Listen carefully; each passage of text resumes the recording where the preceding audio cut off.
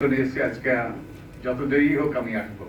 আমি সকালবেলা একটা প্রোগ্রামে ছিলাম, তারপরে ওখান থেকে জাহাঙ্গীরনগর বিশ্ববিদ্যালয়ে গিয়েছি, ওখানে আরেকটা প্রোগ্রামে ছিলাম এবং সেখান থেকে সরাসরি এসেছি। তারপরে ওই যে লাস্ট ফার্মার ওখানে এসে আটকা পড়েছি, হেঁটে আসতে হইলো কিছুটা অংশ। তো আমার কাছে ভালো লাগছে। তো আমি আশা করি না যে আমাদের এত সাংবাদিক এখানে থাকবে। ইনফ্যাক্ট আমি আশা করি না যে কোনো সাংবাদিক থাকবে, কারণ এটা আমার ধারণা ছিল যে এটা আভ্যন্তরীণ প্রোগ্রাম।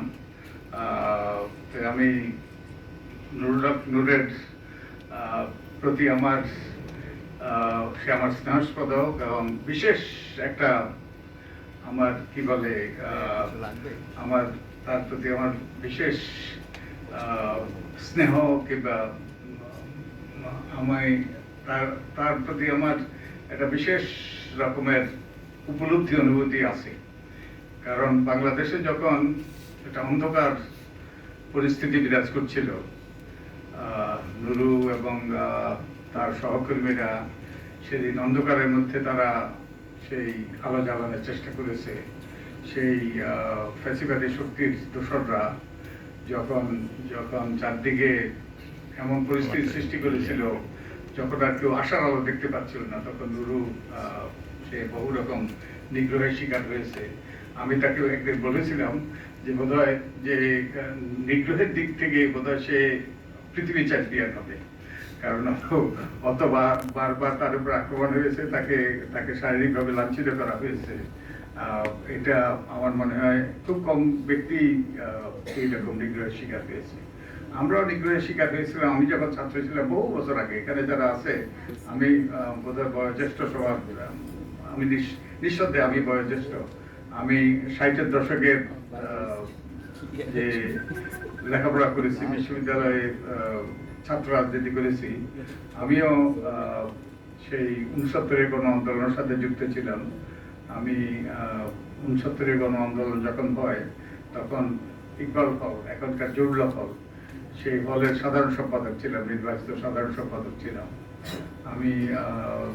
ইনফ্যাক্ট আমাদের হাত দিয়েই 69-এর গণ আন্দোলন হয় এবং ওই ইকবাল হল থেকে পরিচালিত হয়েছিল। আমি তিনি নির্বাচিত সাধারণ সম্পাদক ছিলাম, কিন্তু আমি আর রাজনীতিতে যাই নাই। আমার বন্ধুরা রাজনীতিতে গিয়েছে, যেমন আমার বন্ধু আমার সহপাঠী ছিলেন খন্দকার মোশাররফ হোসেন, সহপাঠী ছিলেন মঈন খান, আমরা সবাই একই ব্যাচের। তারপরে প্রয়াত সেই মাখন আব্দুল কুদ্দুস মাখন, আমরা সবাই একই ব্যাচে ছিলাম। কিন্তু আমি রাজনীতিতে যাইনি। আমি বিশ্ববিদ্যালয়ে শিক্ষকতা যোগ দিয়েছি, বিশ্ববিদ্যালয়ের শিক্ষক হয়েছি। তারপরে বাইরে লেখাপড়া করেছি, বাইরে শিক্ষকতা করেছি, ভ্যাসার্থে কাজ করেছি, দেশে ফিরে এসেছি 1991 সালে। কারণ আমি ভেবেছি যে এই দেশটা সৃষ্টির ব্যাপারে আমারও একটু সামান্য অবদান ছিল। অতএব আমার ঋণ রয়েছে, রক্তের ঋণ শোধ করার জন্য আমি আমার একটা বিশ্ববিদ্যালয়ের ফুল প্রফেসরের চাকরি ছেড়ে দিয়ে কয়েকটা ছেলে মেয়ে নিয়ে, ছোট ছোট ছেলে মেয়ে নিয়ে দেশে কয়েকটা সুটকেস নিয়ে ফিরে এসেছি 1991 সালে। আমি এবং তারপর থেকে আমি চেষ্টা করছি এই দেশে একটা যেই লক্ষ্য নিয়ে, যে আদর্শ নিয়ে বাংলাদেশ সৃষ্টি হয়েছিল, সেই আদর্শ, সেই লক্ষ্য, সেই আকাঙ্ক্ষা, সেগুলো কিন্তু বাস্তবে রূপায়িত হয়নি। আমরা এখানে বলা হয়েছে আমাদের মুক্তিযুদ্ধের যে ঘোষণাতে ছিল সাম্য, মানবিক মর্যাদা, সামাজিক ন্যায় বিচার, গণতন্ত্র ইত্যাদি, এগুলোর জন্য মানুষ প্রাণ দিয়েছে, রক্ত দিয়েছে, কিন্তু এগুলো সেই অধরায় ঢুকে গিয়েছে। তারপরে আমাদের এর পরবর্তীতে যে সকল আন্দোলন হলো, আমাদের 90-এর গণ আন্দোলন, 90-এর 3 জোটের রূপরেখা, যদিও কেউ কেউ বলে যে সেটা বাস্তবায়িত হয়েছে, হ্যাঁ কিছু অংশ বাস্তবায়িত হয়েছে, যেমন আমাদের সংসদীয় গণতন্ত্র আমাদের প্রতিষ্ঠা করা হয়েছে, কিন্তু এটা কি যে সংসদীয় গণতন্ত্র পেয়েছি, এটাই কি সংসদীয় গণতন্ত্র? এটাই কি আমরা চেয়েছিলাম? এবং এই সংসদীয় গণতন্ত্রের যে বিকৃত রূপ আমরা আমাদের উপর চেপে পড়েছিল, যার ফলে স্বৈরাচার সৃষ্টি হয়েছিল দুর্ভাগ্যবশত। তারপরে এরপরে আরো আন্দোলন হয়েছে।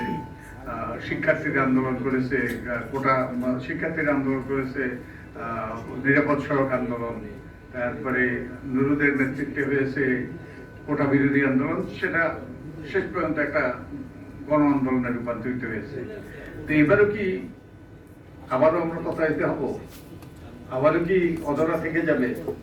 যে আকাঙ্ক্ষা নিয়ে, যেই উদ্দেশ্য নিয়ে আমাদের 1400 অধিক ব্যক্তি প্রাণ দিয়েছে, কয়েক হাজার ব্যক্তি আহত হয়েছে, তাদের আত্মহত্যা কি আবারও বৃথা যাবে?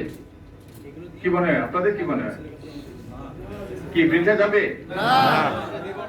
আমরা বৃথা যেতে দেব না।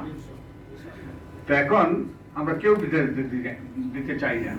আমরা চাই না যে আমরা রক্তের উপর দাঁড়িয়ে আছি, আমাদের এই রক্ত তাদের আত্মত্যাগ যেন বৃথা না যায়, তা আমরা চাই না। কিন্তু আমরা কতটুকু আশাবাদী? আমরা অবশ্যই আশাবাদী। আমরা অবশ্যই আমরা চাই যে তরুণরা, যে বয়স্করা, যে সাধারণ মানুষ রক্ত দিয়েছে, প্রাণ দিয়েছে, সেটা যেন সার্থক হয়। আমি একটা কথা আপনাদের জিজ্ঞেস করবো, আপনারা তো নিশ্চয়ই সবাই মাঠে ছিলেন, আপনাদের কেউ কেউ আহত হয়েছে, আমি জানি না কয়জন প্রাণ দিয়েছে, 12 জন প্রাণ দিয়েছে, এটা বিরাট সংখ্যক ব্যক্তি প্রাণ দিয়েছে। তো আমরা এই প্রাণ দেওয়ার উদ্দেশ্য হলো পরিবর্তন। প্রাণ দিয়েছে কেন? কারণ শেখ হাসিনা দানব হয়েছে, স্বৈরাচারে পরিণত হয়েছে। শেখ হাসিনা তার ক্ষমতায় টিকে থাকার জন্য সে কোনো কিছুর বিনিময়ে সবকে যা কিছু করা দরকার, যে কোন রকম